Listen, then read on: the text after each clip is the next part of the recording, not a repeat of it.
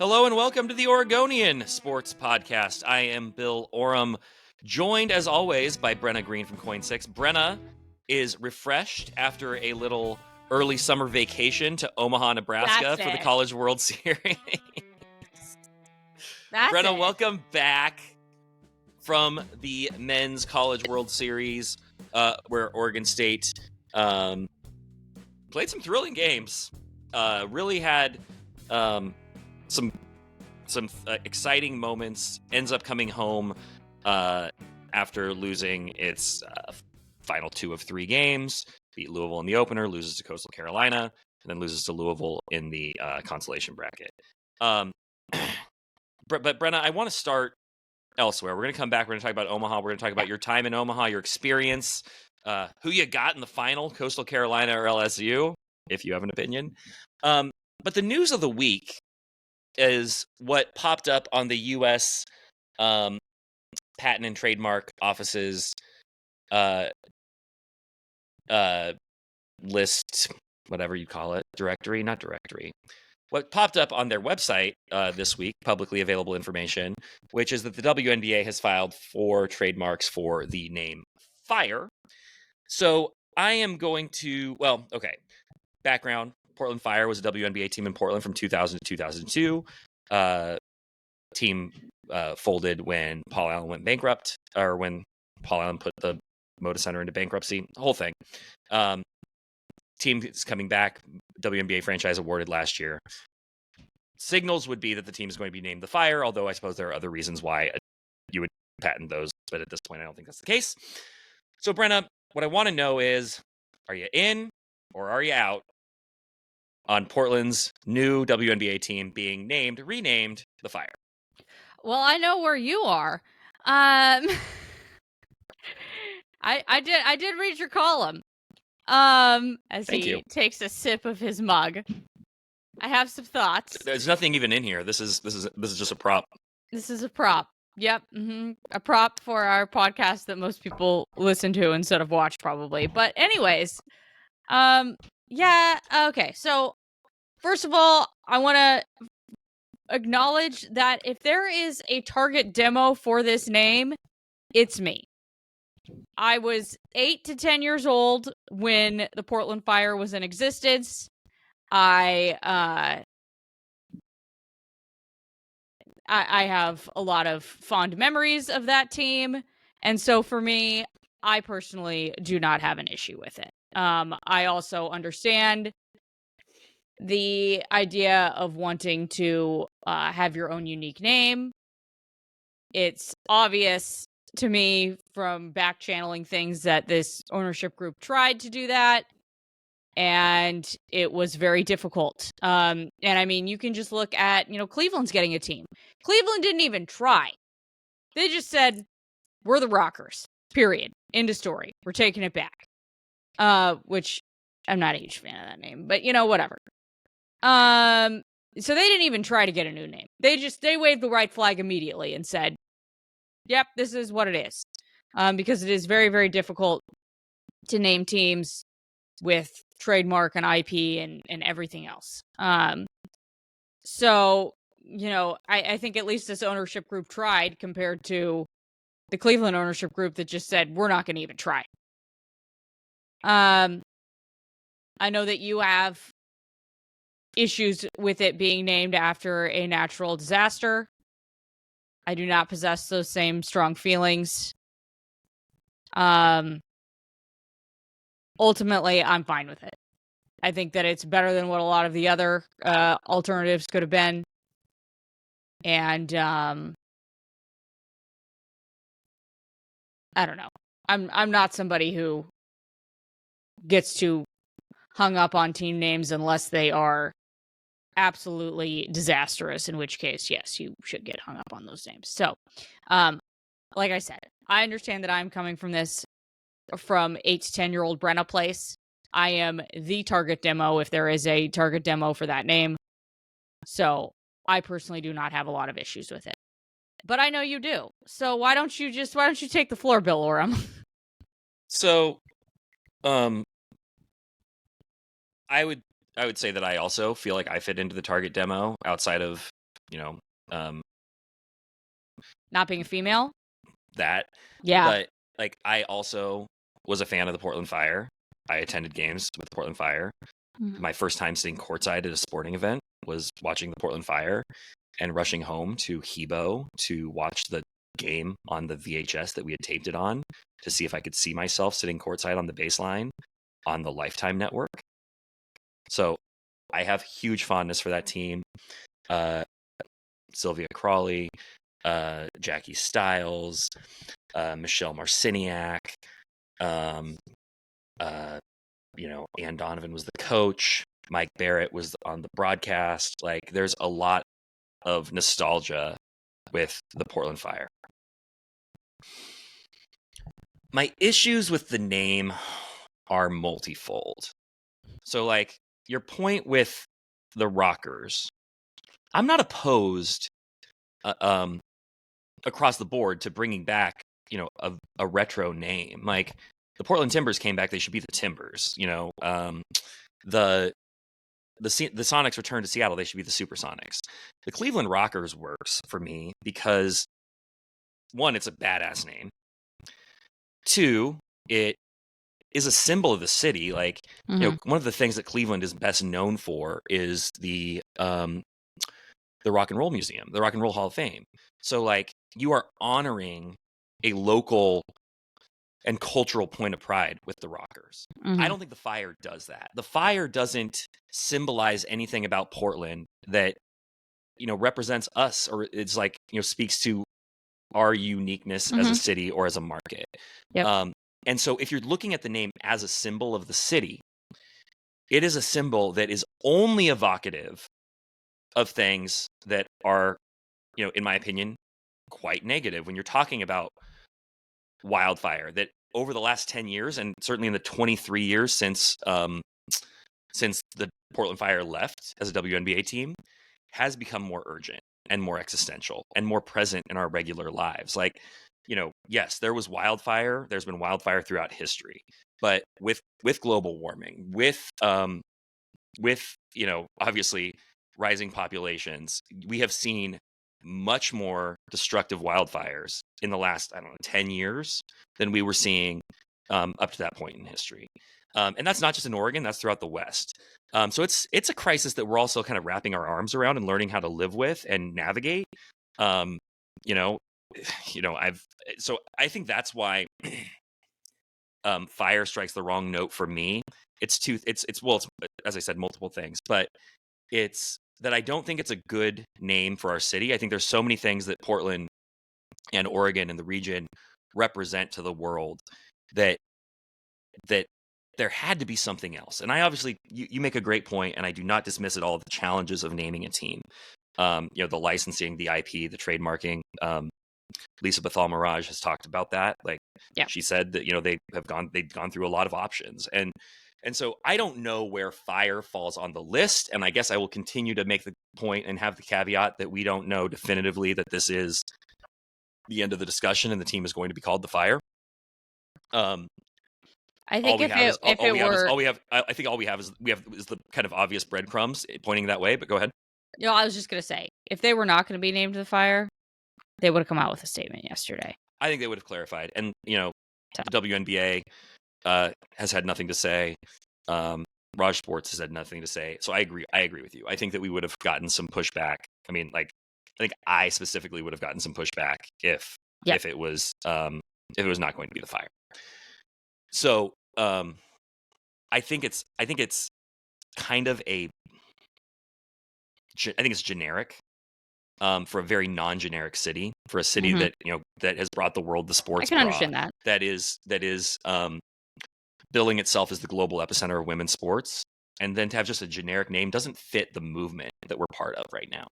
And so I think it's a miss for me there. And then when you think about what it actually represents to the people who be watching these games and cheering for this team, like, largely Fire is, currently a threat to our existence in the Northwest and in the West. And so I think that those things are dissonant. And then people have wanted to make the point to me about, like, the Miami Hurricanes, the Carolina Hurricanes, the San Jose earthquakes, and the Chicago Fire. And these are valid points. And I'm not saying that this is, that you can't name a team after a natural disaster or something like that. For me, it's a matter of timing and tone. And what I would look at with like the earthquakes, or I think the hurricanes are a better example here, or the Chicago fire. The Chicago fire refers to a specific event that happened, a century before this team was formed, that the city rebuilt from. Like, it's a point in the city's history that everybody refers to, and it's like kind of foundational to the city's existence.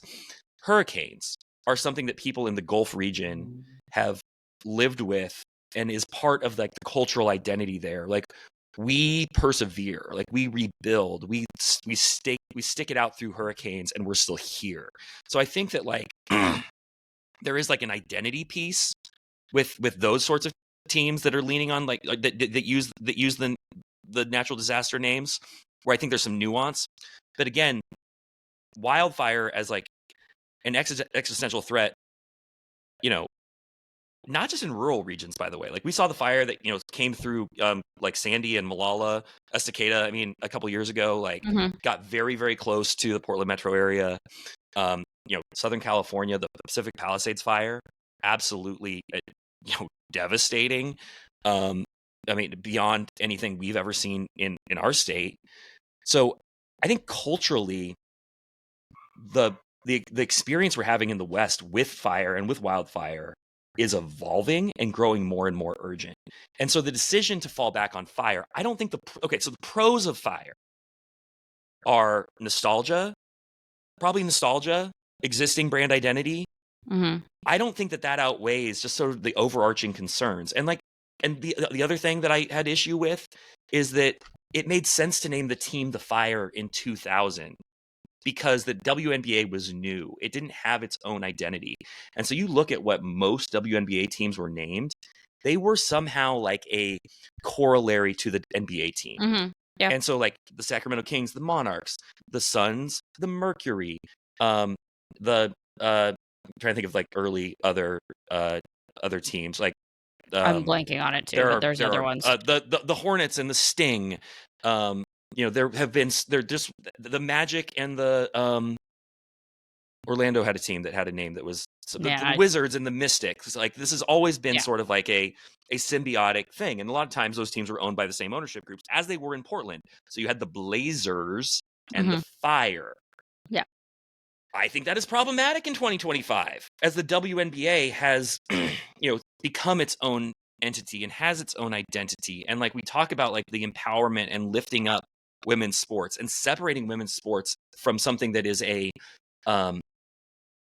secondary to men's sports. I think the Fire sort of feeds into that original notion of little sibling or complementary to the NBA team, which makes way less sense in the moment we're living in terms of women's sports, but also the fact there's not common ownership. Like, it doesn't benefit the Bethals or Raj Sports to be like kind of cross-promoting the Blazers and the Fire. Like, it doesn't make sense in that way. And so I guess it could down the line, but yeah. And that's true. As somebody who wrote about the possibility of the Bethals being involved in a Blazers ownership group, sure.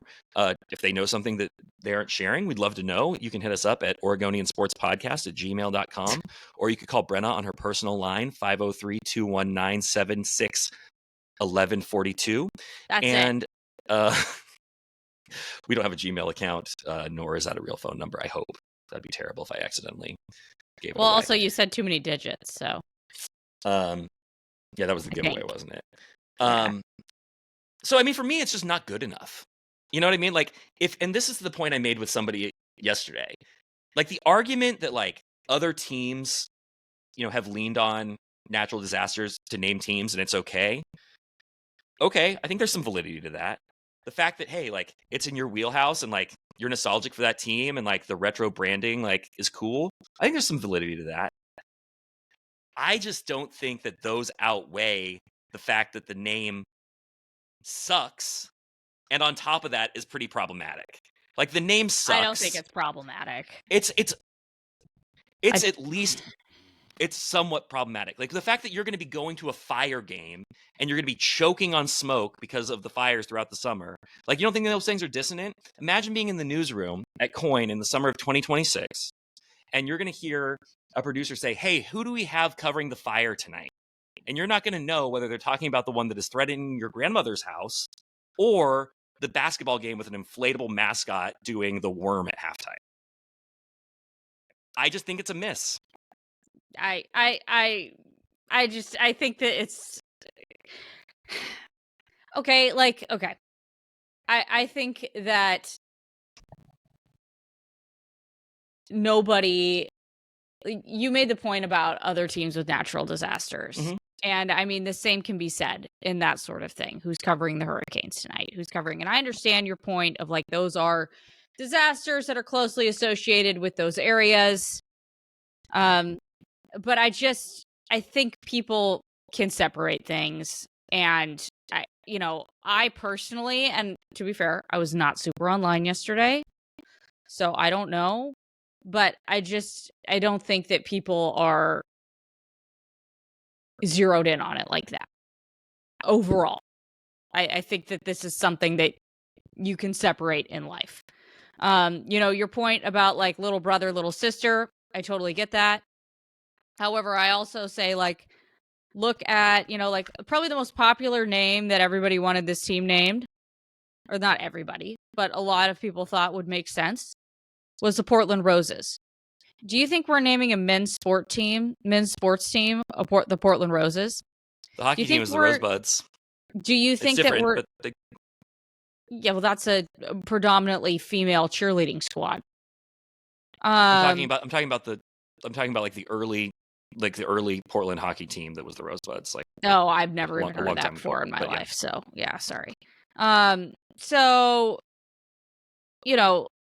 there's that, or the Portland Swifts. Like, that would have been closely associated with Taylor Swift. I don't know if you're necessarily naming a male sports team the Portland Swifts because of the colloquial association to that last name.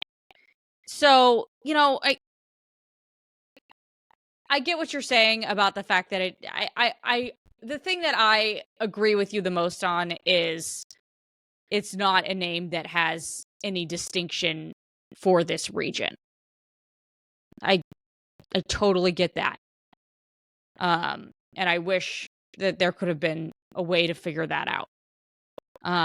But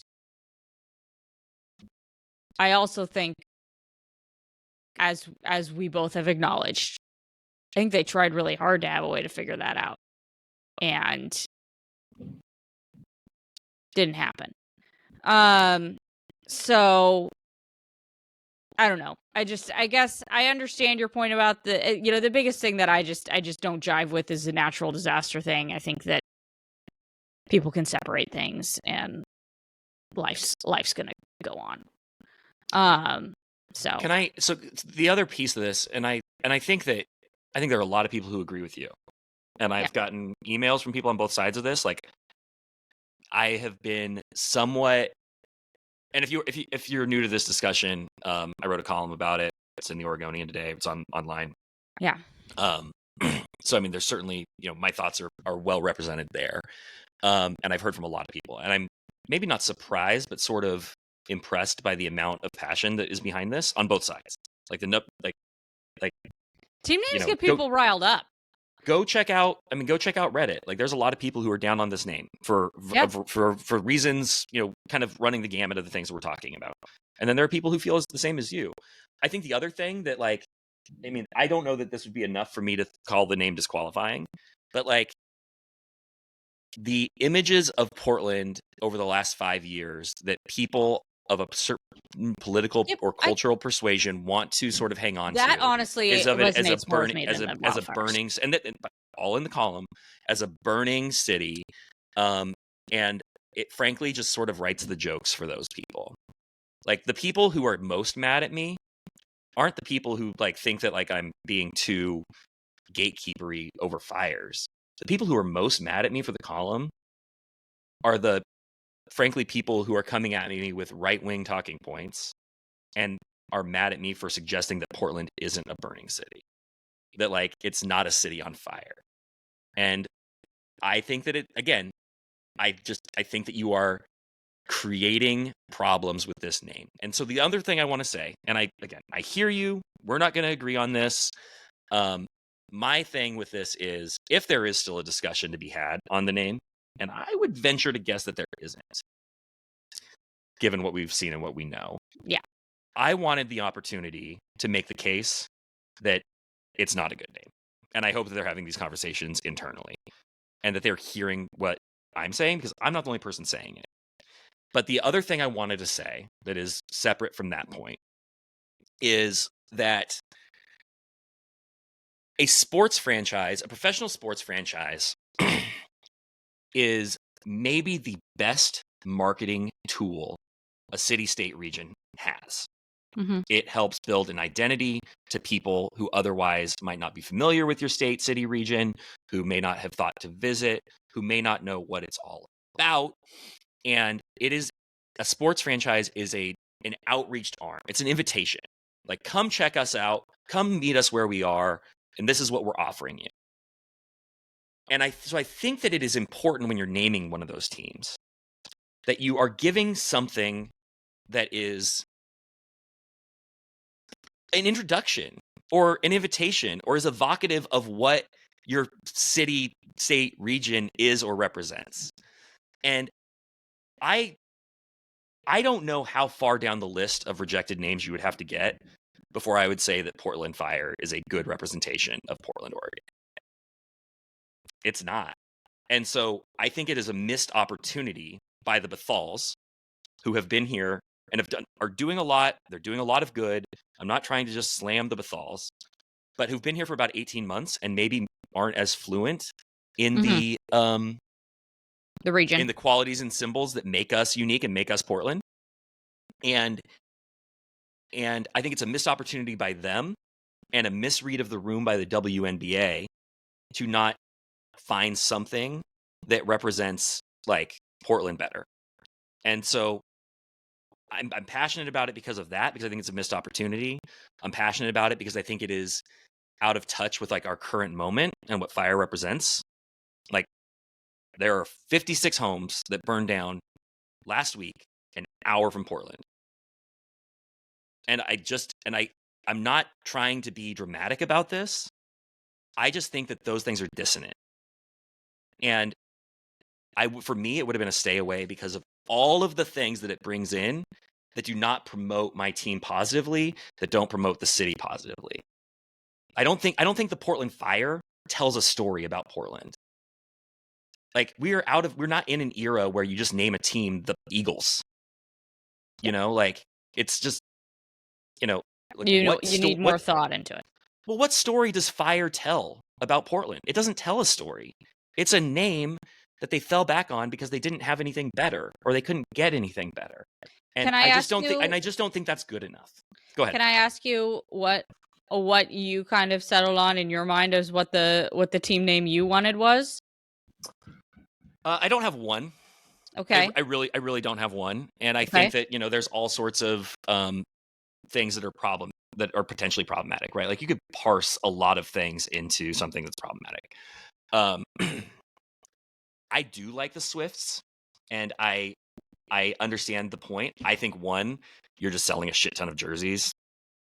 And again, maybe they got locked out on that because of Taylor Swift. I don't know. It would be interesting to know. It obviously wouldn't work in the team's favor. And by the way, PR 101, Lisa Bethal Mirage, maybe don't say, oh, all of our top choices have been rejected, so that when you do announce your team name, people aren't like, well, it was their 7th or 8th choice anyway. Like, not great in terms of building excitement for the name. But, like, I like the Swifts. I like what that represents. Movement, like speed. Like, I think that it's evocative of a lot of things. Like, it's a cultural touchstone in Portland. I think it's a little bit, it's stylish in terms of, like, the movement and pace with which the game is played. So I was on board with that. I would have been okay with that. I liked something that drew on the sort of spirit of the city, and, like, whether you want to call it like resolve, persistence, progress. But there are, like the progress. I don't know that quite works, but something kind of that reminds me of soup. But something that sort of, it reminds you of what? Soup. Really? Progresso. I understand. I don't know that's where I would have gone. I'm okay with you Yeah. not liking it. I'm not sure I would have gone Dan I don't like Campbell it is a good generally, coach but I with think the Detroit Lions, but like okay. Yeah. But anyway, that's that sort of spirit. Like, I mean, I wrote an entire column back in whenever they announced that this team was coming, October maybe. And like a lot of those names that I threw out there sucked. I don't think they all did. I think some of them at least were like on the right track where you talk about like, you know, you know, the Portlandia statue on the Portland building, the fact that that one of the state animals of Oregon is the Triton, and there is a trident on the Portlandia statue. Is there something to be done there? The poem that's on the statue, which is a symbol of Portland, is about the journey of the city. The journey. Like I think that there's just terms and ideals that do represent Portland. And by the way, like one of the most progressive, weird, creative cities in the entire country just deserves better than sort of a generic name. So we'll see. We'll see if this is where they landed and this is what they announced. I suspect they will. I mean, we talked about, or at least alluded to the fact that there are reasons why you might want to get this licensing underway, even if it wasn't necessarily the final decision. And, the Washington Commanders, before they settled on Commanders, trademarked, I want to say like 7 or 8 names. So it wasn't necessarily a great barometer of which way they were leaning. Haven't seen anything else. I've looked that the WNBA has trademarked. Seems like they're pretty far down the road with this one. And so, until we hear differently, I think that this is at least a safe assumption. But, obviously it's my opinion that if there's still time to reconsider, I think they should. I guess at least if we're going national, what do you think about the tsunami? I feel like that's more so. Yeah. Sure. I don't have a problem. So this kind of gets to like the kind of the nuance around the natural disaster question. Yep. Like I'm not offended or bothered by tsunami because a third of the Oregon coast hasn't been wiped out by a tsunami in like our lifetimes. Yeah. Now, like I did include in this column, like I wouldn't have named a new team post Katrina in New Orleans the Tide. I wouldn't have named a team in 2011 in Japan after the Fukushima disaster. The wave. It's just like I think again, timing, tone. Tsunami doesn't offend me in the way that fire bothers me. Yeah. Like, I mean, at one point I suggested that they should name the Oregon State rivalry game the really big one because of the Cascadia Fault, which, according to the New Yorker, is going to wipe out everything west of I-5. So, I mean, like, I think you can have a little bit of, like, be a little tongue-in-cheek about some of these things. I just don't think there's anything tongue-in-cheek about the fire. It just feels like a very unintentionally, persistently problematic game. But I'm going to enjoy watching the team. I'm going to go to the games. I'm going to take my kids to the games. I just would have chosen a better name. Well, there you go. I understand your point. I think the point that resonates the most with me on your end is, like I said, wanting something a little bit more uniquely Portland. And I wonder who in the room is providing that feedback. Just because it's a really skeleton crew right now. Yep. The team has a president and not much more. Inky Sun has not been, does not have Portland roots, does not have, she's new to town. The Bethals are I don't new to think town. Inky was really super involved in the naming of the team as well. I mean, she hasn't been around that long. This has been going on for a lot longer than that. Sure, I'm just saying that she's several months in at this point, so it's not like she's not involved. But I would say that this is a relatively small team right now. They haven't hired out. They don't have. I don't know who is providing like the Portland perspective in that room. Because it's not coming from the Bethals. It's not coming from the WNBA. And so I do wonder if there is a certain voice representing the city and the region that isn't being heard there. But again, if the team's going to be named the Fire, I will enjoy the hell out of those games. Okay, here's another example. The Indiana Fever is an amazing name. Amazing name. Like, basketball fever, Indiana, like, what a hotbed for basketball. The Indiana Fever is an amazing name. It would not have been a good name for an expansion team in 2021. Yes. Well, would yes. not have been. In 2021, yes. Timing and tone. But, all right. Speaking of timing, there is no better time, Brenna, than now for us to get a recap on your week in Omaha. With the Oregon State Beavers at Charles Schwab Stadium. As I said at the top, the Beavers went 1-2 in Omaha, played some absolute banger games, nearly gave away their opener to Louisville. Kind of hung around with Coastal Carolina, but shot themselves in the foot way too many times. And then, that final game against Louisville, I'm watching on TV. I'm sure you have insight that, I don't have here. But another dramatic comeback in the ninth, just like we saw them have against Florida State. Tie the game and lose in the bottom of the ninth. Season over. The end of some really great Beavers baseball careers. Ivar Arquette, 1-year career. Gavin Turley. Kind of the end of a chapter in Beaver history. Capstone to the first independent season. Remarkable run by the Beavers. What did you think of their stay in Omaha, and did you get a what did we determine the did local not get cuisine? A runza. No. The Beavers really could have used more runs with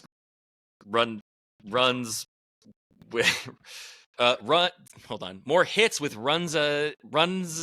Right. The Beavers could have used more runs. If they'd scored more runs, they would have won the games. Yeah, I mean, if they would have got more runs in scoring position across home plate, that would have helped. Because they were, I believe my math is correct here, 2 for 27. Yeah, what did I have? Runners in scoring position. Terrible. You are not, the fact that they won one game in Omaha with that stat is astounding. Yeah, I mean that's all you need to know. 2 for 27, and they left 12 runners on base in the game against Louisville on whatever the last day they played was, Tuesday. Infuriating. It was an infuriating team to watch in Omaha. I'm not gonna lie, because you're just like, I just saw you put up 14 runs the other day, and now we're here. It was wild. And it's not like that ballpark is a little bit bigger than Goss. It's about, give or take 10 feet bigger. Oh, you mean the dimensions of the field. I was going to be like, I think the stadium's a lot bigger. Yes, okay. The dimensions of the field. But yeah, it was just, a very difficult team to watch in Omaha because you know what their capabilities are, and they were most definitely not living up to said capabilities. So, and I really think that pitching staff did the best that they could do. It wasn't perfect by any means, but I think they did a good job. I thought the pitching staff did well. I mean, you look at Coastal. I mean, Coastal only had 2 earned runs in that game. Yeah. There were errors, there were miscues, and at least one of the earned runs was after a hit by pitch. Like, it was just a very uncharacteristically sloppy. Defensive appearance as well. Not what you'd expect. No. And I guess if you're an Oregon State fan, I think the number one thing that gives you hope about next season is you're returning your top 2 pitchers, and really you're returning all of your pitchers. I do not know if, obviously Nelson Keljo has a decision to make, if he wants to go or wants to stay. I think he would be served well by staying, personally. I think he could really up his stock if he gets another good year underneath his belt, because the end of this year just probably wasn't. There were some really good moments, and there were some moments that weren't as great, So, I mean, I think that you could see a pretty much intact Beavers pitching staff next year, which is fantastic for them. The number one thing that they're going to have to figure out is their infield and a few, hitters. But, it was just a really frustrating team to watch because you knew their capabilities and you knew that they were way underperforming for what their capabilities are. So can we take just a pause though? I mean, because you're completely right. I mean, like the production in Omaha was so uncharacteristic and not what we would have expected. Like, I mean, Coastal Carolina was a load, and I don't know what would have happened if the Beavers had gotten to them again, because I would have probably favored the Beavers pitching. Again, knowing what little I know about Coastal Carolina, but they weren't going to see the pitcher who absolutely mowed them down in the first game. Like, I felt good about the Beavers getting on the right side of things. If they could have just gotten back to Coastal Carolina, I think they could have gotten it to a final elimination game. Yeah, maybe gotten to the final. But I do want to take a moment just to appreciate kind of the obvious here, which is that the Beavers got back to Omaha. yes. And, that is a enormous achievement, obviously, for any team. Like, Oregon can tell you how hard it is and how perilous that road is. Yeah. But broken record here, but for all that's happened at Oregon State in the last year and a half, nearly 2 years, and every program that has fallen apart, huge shout out to Mitch Canham, Scott Barnes, the coaching staff. One, for sort of the nerve and kind of the audacity to say we're going to play an independent schedule and to play every meaningful series basically of the year on the road. Yep. And then to fight back from a bad loss in the regional and what looked like a sure loss in game 1 of the super regional. To get to Omaha for where this school has been and for where this program's been and where it's going, I think it's just so meaningful. Like, I don't know who next year's Iva Arquette is, or what player is the, going to be the hot transfer, or who is considering signing with the Beavers out of high school, a la Dax Whitney. But the Beavers acquitted themselves so well this year. Yes. And they validated every decision that they made along the way. And it to me bodes so well for the future of this program, because there will be stability. And for the school, the Pac-12 is going to come together maybe in the coming days. And over time, I think that a lot of this unrest and we're going to stop talking about things in the terms of after all this school has been through in the last year. But for the Beavers baseball program to navigate this as well as it has, and to get the payoff of reaching Omaha, is just enormous. And the Beavers measure things in national championships now. That's just where they've raised the bar so high. Yep. But in college baseball, getting to Omaha is still the thing. That is still the line of demarcation of great elite program, average program, whatever. And so for them to still be at that level, to show that they are still, perfect word, elite, huge validation for Mitch Canham. And players are going to still want to play there. It paid off, and I think that nothing could be bigger for them than that, short of winning a national championship. So I don't want to lose sight of that. Yeah. As we do talk about the fact that they kind of stunk it up in Omaha, and they deserve to lose, and they probably deserve to lose in 2 games, not 3. Yeah. But yeah, I mean, overall, it was a cool event to cover. Not something I ever expected to really cover in my career. So yeah. I like how things are spaced out there. It's not like, I love the 4 games in one day of the NCAA tournament. It's so much fun. But it was also fun to just kind of have things kind of, go at a pace. So yeah, it was a fun, cool event that, if you ever have the opportunity to go, I would do it. I mean, just from the standpoint of even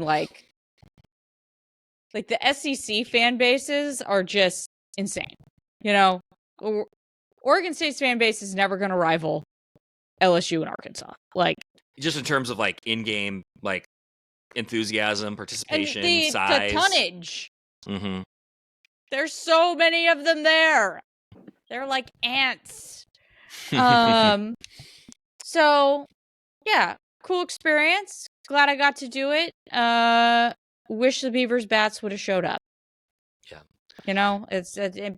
But like you said, and that was what I talked about in my final piece, that I, did from Omaha was, hey, like, the fact that this team made it here this year in particular is a very good sign for the program going forward, but B, just a good beacon of hope. And by the way, if I'm Oregon State, like, I mean, I guess I don't know. Not all the teams that are joining the Pac-12 have baseball teams. Totally. They might stay independent. Yeah. But like even to the point of like stabilizing, once that becomes the norm and you have like years of Yes. building those schedules, like, I mean, I don't know, it seems like a really treacherous way to live, but like, yes, you're right. I don't know that the Pac-12 is going to be a baseball conference. Yeah. I mean, they just, first of all, don't have enough teams. But secondly, yeah, I don't know. I don't know what you do there. I forget how many teams do they have. They've had them. They have Washington State. seven football schools. They have 7 football schools. Gonzaga makes 8, and they need an 8th football school. And well, I'm thinking about athletic departments with baseball teams. So you Fresno. have Fresno, Gonzaga. Yep. Washington State, them, San Diego State. They're normally pretty good at baseball. Mm-hmm. Colorado State, I do not believe, has a team.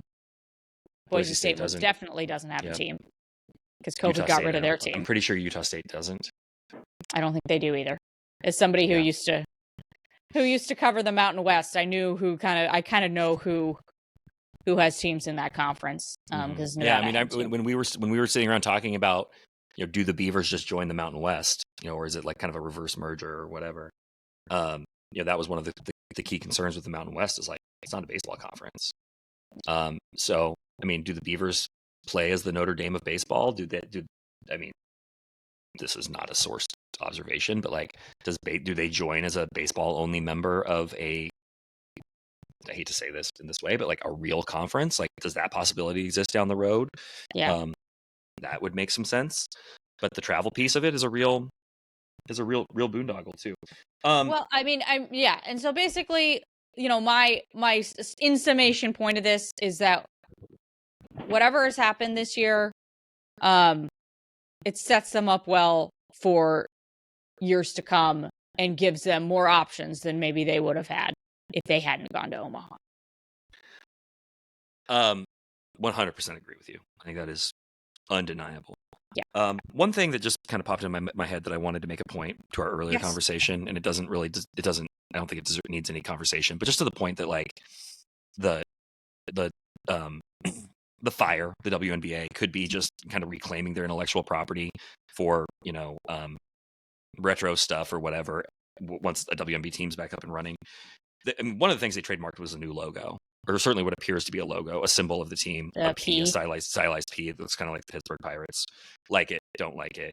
This wasn't a case of them like, re-trademarking all the old stuff, which might have indicated more of like, oh, we want to have all this at our disposal, kind of for whatever our team is named. So that would just be sort of a clue that things are barreling forward. Yet another clue that things are barreling forward toward that brand identity. Yeah. Okay. The other thing that I want to touch on before we get out of here and before you, but did you find someone to watch your cat, by the way? I feel like this came up on the podcast last week that you were slammed up getting to Omaha last minute and hadn't even had time to like consider like who's going to cat sit. Yes, someone did watch my gato. I need to pay said person, but yes. Okay. That's good. That's an important detail. Okay. So we are now, I want to say 5 days away from the Portland Trailblazers drafting 11th in the NBA draft. We are 2 days away from Game 7 in an NBA Finals that I have loved every single minute that I have been able to watch of. I think the Indiana Pacers, Brenna, playing well, acquitting themselves well, getting this series to 7 games, has been an amazing win for teams like the Portland Trailblazers that are not going to win, or are not going to sign a superstar free agent, who, are not a destination, who are going to have to build gradually, because the Pacers represent a form of team building that, at least in theory, anybody should be able to do. Tyrese Halliburton is a superstar. So I'm not saying that they don't have a superstar at the center of the whole thing. They do, and you're going to need that. That said, Tyrese Halliburton is a 2-time All-NBA third-team player. Like, he's not Shea. He's not LeBron. Yeah. He's not Kevin Durant. And recent history would suggest you don't necessarily need that player to win. And I think that the Pacers doing it with, two really good players, two really excellent perennial all-star type players, and then a ton of kick-ass role players is the new model in the NBA and is at least theoretically replicable for teams like the Blazers. So I think it is a win for Portland, and I think it will help the Blazers tell a story to their fan base about how they are trying to build and why it's okay to get incrementally better next year, and why it doesn't have to be a superstar addition or bust. Are you picking up what I'm putting down here? And has this finals or this Pacers run specifically, because we all knew the Thunder were going to be good, and the Thunder is a small market team with tons of like balance and tons of depth and all that too, but it's just unfair because the Thunder have been building toward this moment for like 18 years. People on the internet have traced this back to the Kurt Thomas trade when the Thunder were still in Seattle. So I don't know that you can look at the Thunder and be like, oh, the Thunder, we're a small market team. Let's just do that. Let's just do what they did. But with the Pacers, who have traded 2 All-NBA players in the last 8 years and kind of adjusted on the fly and never truly sucked, like never truly tanked. Their highest pick in the last 5 years was 6. That does seem like something that teams could do. So the floor is yours to tell me why I'm wrong again. No, I'm not going to tell you why you're wrong. No, I totally get where you're coming from.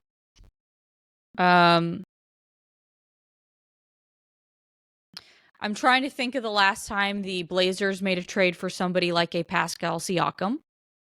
It's the trade they wouldn't make. It's the trade they did not make when they had Dame or when they were figuring out what to do with CJ. By the time they traded CJ and Joe Cronin came in and basically had to clean up the financial mess that the Blazers had because the team wasn't good enough and the team was way too expensive. And that trading CJ, trading Norm Powell, trading Robert Covington, you weren't trading those players. You were never buying. Like the Blazers haven't been buyers in recent memory. Like traded 2 firsts for Robert Covington, didn't pan out. They were buyers for Denny Advia. Like otherwise, they haven't been buyers. But the way that the Pacers did it, I don't think anybody was prepared for. I went back and looked. Where do you think that? Okay, we all know that betting odds are not like actually predictive, but like, where do you think that the Pacers ranked in odds to win the championship coming into the season? I know it wasn't good. Yeah. And this is a team that made the Eastern Conference Finals last year, by the way. Just tell me. I have no clue. 17th in a 30-team league, 1 spot below the New Orleans Pelicans, and tied with the Sacramento Kings. Jesus. Vegas, whoever that is, thought that the Pacers had as good of a chance of being here as the Sacramento Kings did. So now a lot of that has to do with, perception, of a team. Like nobody's paying attention to the Pacers until the Pacers make you pay attention to that. Even going to the Eastern Conference Finals and getting, kind of trucked by the Celtics. It's like, okay, whatever, kind of a fluke. It wasn't. So I just think that this is the sort of thing that is going to help recalibrate the way NBA fans look at, team building and give some cover, I think, to a GM like Joe Cronin who, makes a move that makes his team a little bit better. Now, a counterpoint here, and something I included in the column that I wrote today that you can read at Oregon Live, is I do think that it creates cover for teams that are kind of stuck in the middle and not really doing anything to get out of it. Where it's like, oh, well, hold on. We're just we're doing what the Pacers did. We're getting a little bit better year by year. So if it worked for the Pacers, like, don't hold us too much to account here because we know what we're doing. It worked for the Pacers. So I think you have to be a little bit mindful of that.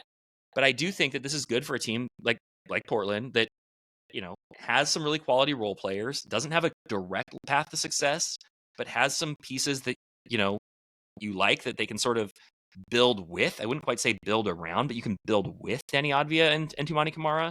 And then when you have the opportunity to go get the Pascal Siakam, or you have, made a move that nets you Tyrese, we're underselling Tyrese Halliburton in this conversation, but like, just stick with me. To get a Tyrese Halliburton type player, or one of your young guys develops into a Tyrese Halliburton type player, you're ready to go. And I think that is more the model of team building in 2025 than, obviously the big three model is dead. The CBA doesn't allow that anymore.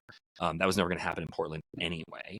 And then, we've seen tanking backfire so much more often than we've seen it pay off with the flattened odds. So I kind of think the boom or bust strategy in the NBA is dead. And you've been around the league enough. Like you've heard people say the worst place you can be in the NBA is in the middle.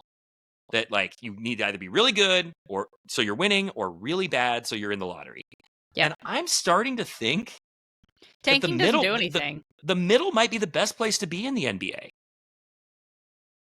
Yeah, well, let's look at what happened with the draft lottery this year. Let's look at, the fact that you just mentioned, the CBA now really doesn't allow for you to have 3 superstars on your team anymore. Not max guys. You can get really, really lucky. The Thunder have 3 superstars, yes, but they're going to be in trouble financially soon. Yes, exactly. You have a window if you have that sort of situation, and that's because you got lucky and they were all rookies when they came in, Not all rookies, but, yeah. So, you got Shea on a rookie contract. You drafted Jalen Williams. Chet's not a superstar yet, but he's probably on his way. And, he's on a rookie contract because you drafted him. All your supporting guys are mostly on rookie scale contracts. Anyway, but yes, you're 100%. So, right. Yeah, no, I totally get what you're saying, because at this point it feels like tanking doesn't help you win in terms of getting better draft picks. And at least the last few years have told us that.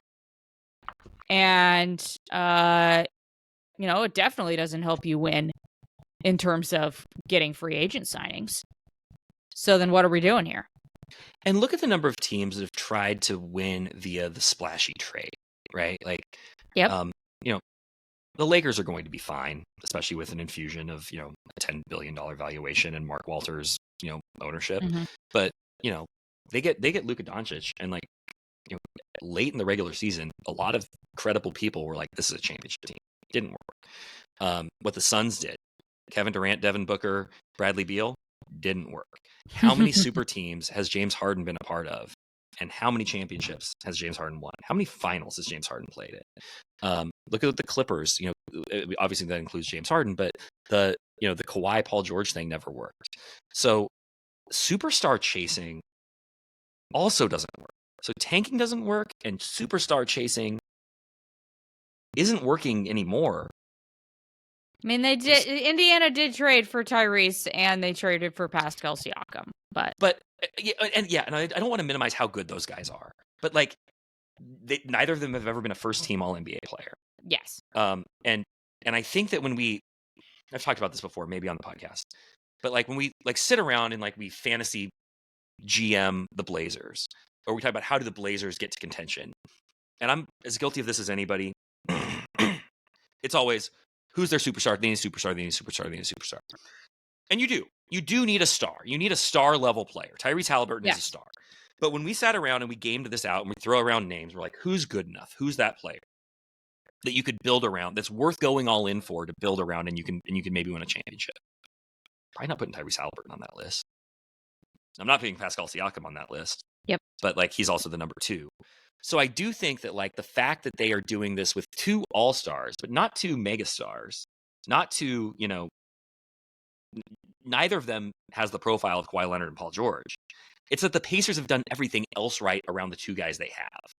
And that's the TJ McConnell, Aaron Nesmith, Andrew Nembhard, Tony Bradley's, being super valuable. They didn't give up on Miles Turner when I think everybody assumed Miles Turner was going to bounce, go somewhere else. Like, Miles Turner has, settled into a really meaningful role. I don't know. It's just, I think it's just such a fascinating study. I think it's a much better model for how teams are going to win in going forward. Now, of course, this is all going to get blown to pieces when Kevin Durant gets traded to the Spurs or doesn't get traded to the Spurs and the Spurs win the next 5 championships anyway. Like, it's gonna be like, oh, Bill, remember when you thought that, like, you didn't need a superstar to win and Victor Wembanyama has won 93 straight championships? That take aged really well. But at least in theory and in terms of sustainability, Pacers are doing it right. And I think that's the blueprint. Another quick NBA thing, but something that I'm just personally intrigued on. As somebody who was around the Lakers organization for as long as you were, what was your reaction to that news this week? I mean, I am sure that like somebody should have dropped at least like a cool $10 million walking around that building while I was there if that thing was worth $10 billion. Like, my goodness. That I could have picked up and used for my own devices. Well, so when I was there when Mark Walter bought in as a minority owner, about 20%. And it was known then that his deal included like a right of first refusal to buy the majority stake. Mhm. So it was a question of kind of when, I think. But I think I see this more as like a passing of the torch and kind of like what an NBA owner looks like. Yeah. Because I think that Jeannie Buss and her family were kind of the last bastion of this like family engaged ownership where it's like, I mean, owning the team was the business. I mean, it's not like, I mean, Jerry Buss made his money in real estate and then bought the Lakers, but like the family business was the Lakers and it was the Kings and, then they sold the Kings. But like, that's what the family did was the Lakers. And that led to such a level of care and engagement and like real like involvement that I just don't think we're going to see in professional sports anymore. I mean, obviously these teams are obscenely expensive. I mean, if you look at these lists, they're all like, oh, the most expensive valuations of NBA teams that have ever been sold. It's the Lakers at 10 billion. It's the Celtics last year at 6 point whatever. And it's the Dallas Mavericks at 4 2 years ago. The Blazers, I think we can all pretty safely agree, are like probably in the bottom, let's just say bottom half in terms of value of NBA teams. Blazers are for sale. People seem to think that the Blazers are going to sell for right around $4 billion. So when that happens, like the Blazers could easily sell for the 3rd highest value of any NBA team in history because these things have grown so exponentially. Yeah. And I think that like, we all want to sit around and be like, oh, who's the local owner who's going to come in and be the, be this great owner for the Blazers? Yeah. And there isn't that really that. Won't be that. There's really not that money here, but there's also really not that money almost anywhere where it's like, you're going to have the Mark Cuban type owner who it just, I think there's going to be so much diversity in what that ownership looks like. Obviously there will be a principal owner, there will be a governor, but I just think you're losing sort of I think sports lost this a long time ago, but seeing the Lakers lose it is kind of like the last sort of breath of it is like this like personal touch and of personal care. A lot of decisions got made by the Lakers, because Jeannie wanted to do right by the players. Like she was personally connected and personally invested. And like for her, it was, what would Dr. Buss have wanted? And how do the Lakers take care of their people? And Jeannie cared very much about that. And I don't think that the franchise always hit the mark. I was very critical of them. You'll be shocked to learn. But but the sincerity with which she has run that organization. And I think it's, I think it's great that she's going to remain the governor. She's going to remain, very involved, but like, obviously that's going to sunset at some point. Yes. And so I just think the NBA, I think sports are losing something. I did spend some time considering, whether this sale meant anything for the Blazers sale. I don't think it does from the standpoint of value because the Lakers are a priceless asset. Yes. Like you could have told me that somebody had bought the Lakers for $15 billion. I'd be like, yeah, that's probably reasonable. Because how do you put a price on owning that history, owning that legacy, owning that brand? Like you own. I mean, like now you own this. I don't like the way this sounds, but like, I mean, you own the history. So you own the history of Kobe Bryant, Magic Johnson, Shaquille O'Neal, Wilt Chamberlain, Jerry West, Gail Goodrich, Elgin Baylor, George Mikan. Like that is now under your stewardship, and it's like that is one of the most valuable, stories that's ever been told in sports and continues to be told. And like, I think there have been some really good points. I thought ESPN had an exceptional article on this about sort of how the Lakers, for as glamorous and glitzy the Lakers are, and I mean, no question, the most glamorous in all of sports. They have had to operate really around the margins. A lot of penny pinching has a really negative connotation, but like a lot of really financially conscious decisions have been made over the years.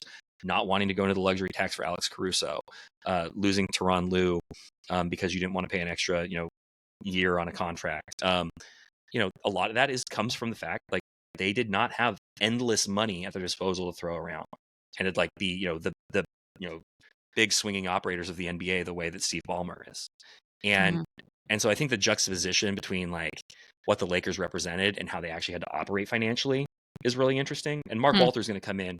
That's a good point. And other people have made this. I mean, it's great. It's a great piece on ESPN. Dave McMenamin and Tim Bontemps wrote it. For anybody who I do not want to take credit for their reporting and analysis, but it's certainly consistent with what I saw when I was there.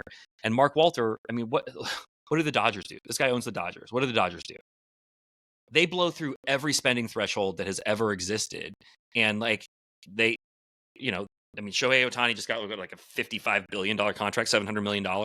Like, you bring that. Obviously, there's a salary cap in basketball, and there's less that you can like Mark's actually. Like, there's a cap, right? But there's not a salary cap on assistant coaches. There's not a salary cap on. I mean, the Lakers facility is already state of the art, but there's not a salary cap on. Do the Lakers want to have their own arena? Do they want to do something different than Staples Center, for example? There's suddenly like the world is their oyster in terms of spending in all the ways. Like the luxury tax, maybe that's not going to be a problem. Maybe that's not going to be a deterrent. So I think, there is this also goes back to the point about like, building, find your own Aaron Nesmith. It's like the Lakers might just come in and outspend everybody with a devil may care attitude and figure it out. And we'll be back to the world where the Lakers are winning everything, and why does anybody else try? We'll see. But I think it's sad from the standpoint of losing sort of that personal touch on ownership, because I don't know that exists anymore outside of, for better or worse, like Jerry Jones. Ursay's. Yeah. Okay, Brenna, I am going to go to the Cannon Beach Sandcastle Festival this week, and I will report back next week with the best sandcastles that I see. Oh, I can't wait. Beach. But I hope that you recover well from your adventures in Omaha, if there are adventures in Omaha, and we'll regroup in the probably next week. We have an NBA draft. We have a draft next week. We'll probably regroup next week. Yeah, we'll figure it out. Maybe we'll know more about the WNBA team name by then. I think if we regroup next week, I will be coming. I don't know. I'm still hasn't made my decision, but I may be coming at you live from one of your favorite mascot towns names. So, favorite mascot names towns. Yeah, there we go. You're gonna be in Missoula? No. Am I misunderstanding? I'm misunderstanding the reference. Where are you gonna be? I might be in Lakeview next week, so we'll see. Oh, the Honkers! Love the Honkers. Oh, yeah, by the way, hold on. Shoot, we were almost out of here. We were almost done. Did you know? I did not know this, but after we talked about mascots last week, I did get an email from listener John Scanlon. I'm so glad that we brought this up. Who informed me that the original mascot of Cleveland High School was the Stenographers. Oh, that's great. And that we should have shouted that out. So shout out to the Stenographers and to John Scanlon. Thank you for contributing. And we'll look forward to more contributions from listeners. Hit us up with those. In the meantime, Brenna, have a great weekend, and we'll talk next week. Sounds good.